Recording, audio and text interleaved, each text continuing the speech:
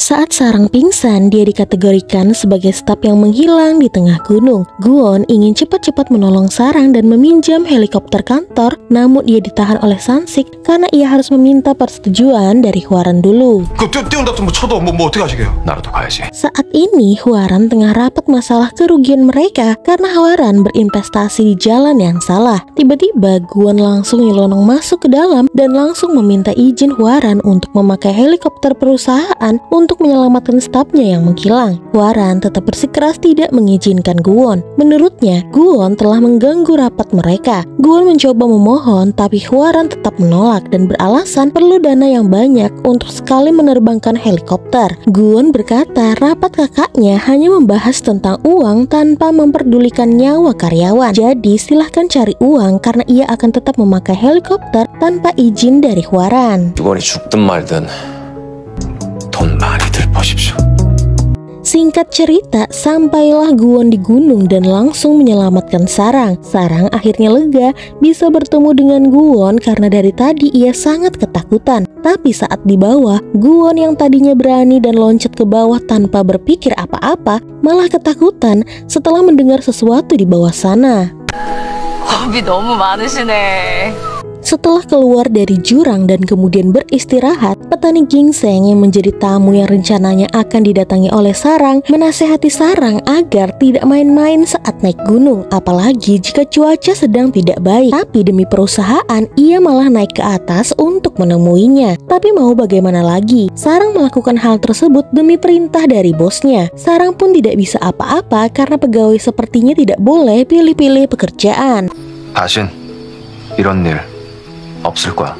Keesokan harinya, di pagi hari sebelum tuan rumah bangun, Sarang mencoba membersihkan halaman rumah mereka. Karena Sarang terluka, Guwon mencoba menggantikan Sarang, tapi mereka malah jadi rebutan sapu. Sampai akhirnya, Guwon malah merusak sapu tersebut.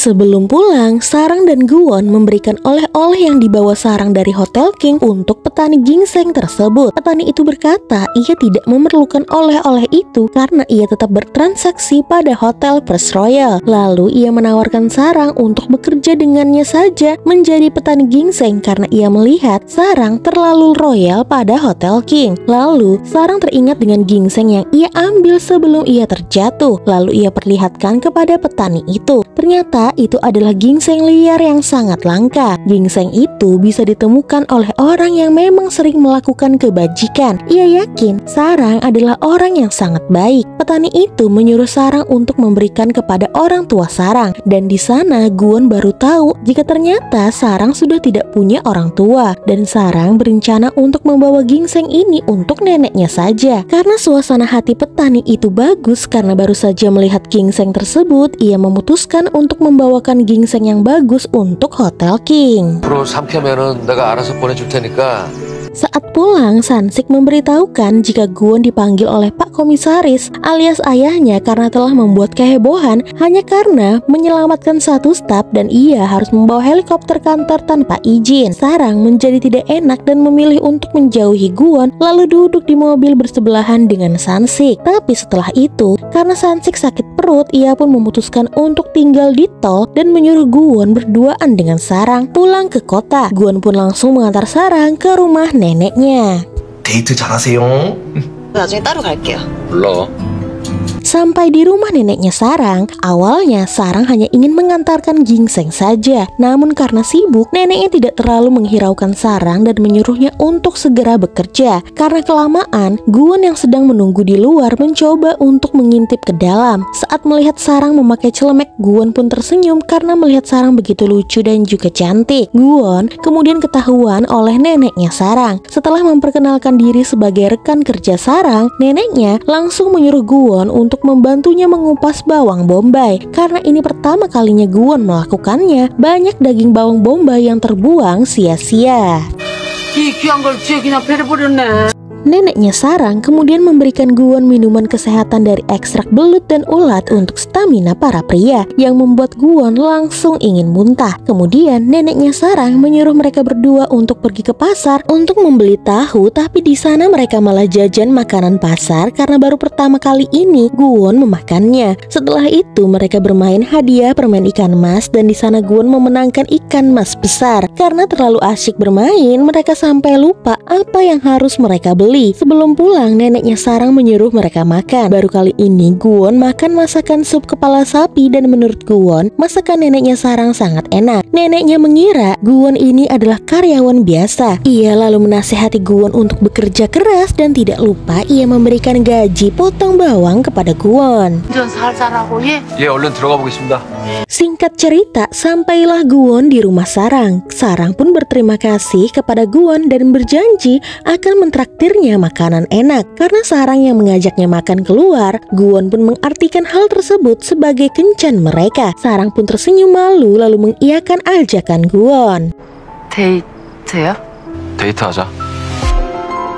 Sampai di rumah, Guwon langsung menghadap ayahnya. Untungnya saat itu Guwon membawa oleh-oleh, yaitu sup kepala sapi yang ternyata sangat disukai oleh ayahnya Guwon. Ia bahkan minum soju sambil menyantap masakan tersebut. Sambil makan, ayahnya Guwon menasehati Guwon. Meski Guwon adalah anak komisaris, tidak baik mengabaikan prosedur perusahaan demi menyelamatkan satu orang. Hal yang paling sulit di dunia ini adalah menyelamatkan satu orang saja, karena mereka harus mempertimbangkan anggaran dan untung ruginya. Banyak hal yang lebih penting ketimbang nyawa satu orang. 아버지는 한 명이라도 구해본 적 있어요?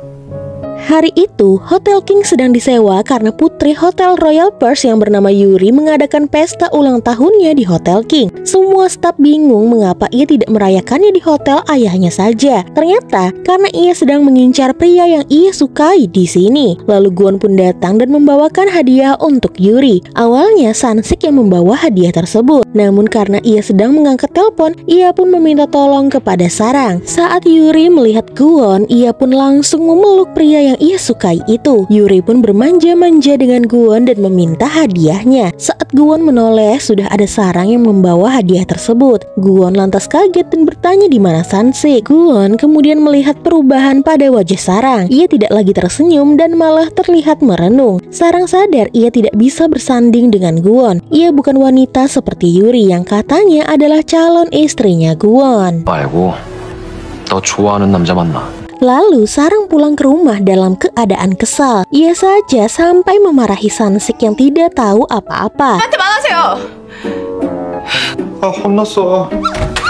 Di rumah, ia bertanya kepada teman-temannya apa pria dengan gampang mengajak orang berkencan. Menurut teman-temannya, pria seperti itu sebenarnya sudah punya pacar dan hanya main-main saja. Karena suasana hati mereka sangat buruk pada malam itu, maka mereka pun memutuskan untuk berpesta dan memesan banyak makanan. Satu persatu, tukang antar silih berganti datang ke rumah Sarang dan mengantar makanan. Malam itu, mereka pun menghabiskan dengan berkaraoke, makan, dan minum sepuasnya sampai tiba-tiba saat Sarang membuka pintu rumah, Guwon ada di depan rumahnya.